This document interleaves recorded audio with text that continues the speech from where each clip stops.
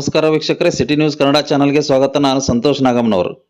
ವೀಕ್ಷಕರೇ, ಸಮೀಪದ MH ಪಟ್ಟಣ ಗೇಟ್ ಬಳಿ KSRTC ಬಸ್ ಪಲ್ಟಿಯಾಗಿ ಪ್ರಯಾಣಿಕರಿಗೆ ಸಣ್ಣ ಪುಟ್ಟ ಗಾಯಗಳಾಗಿ ಅದೃಷ್ಟವಶಾತ್ ಯಾವುದೇ ಅನಾಹುತ ಸಂಭವಿಸಿದೆ. ಪ್ರಾಣಾಪಾಯದಿಂದ ಪಾರಾದ ಘಟನೆ ಇಂದು ಬೆಳಗ್ಗೆ 11 ಗಂಟೆಯ ಸಮಯದಲ್ಲಿ ನಡೆದಿದೆ. ತಿಪಟೂರು ಡಿಪೋಗೆ ಸೇರಿದ ಹೊಸದುರ್ಗ ಮತ್ತು ಬೆಂಗಳೂರು ಕಡೆಯಿಂದ ಚಲಿಸುತ್ತಿದ್ದ KSRTC ಬಸ್ ಗುಬ್ಬಿ ಕಡೆಯಿಂದ ತುಮಕೂರು ಮಾರ್ಗವಾಗಿ ಚಲಿಸುತ್ತಿದ್ದ ವೇಳೆ ಬಸ್ನ ಎಕ್ಸೆಲ್ ರಾಡ್ ಕಟ್ಟಾಗಿ ಬಸ್ ನಿಯಂತ್ರಣ ಕಳೆದುಕೊಂಡು ರಾಷ್ಟ್ರೀಯ ಹೆದ್ದಾರಿಯ ಸರ್ವಿಸ್ ರಸ್ತೆಯ ಬದಿಯಲ್ಲಿ ಪಲ್ಟಿಯಾಗಿದೆ.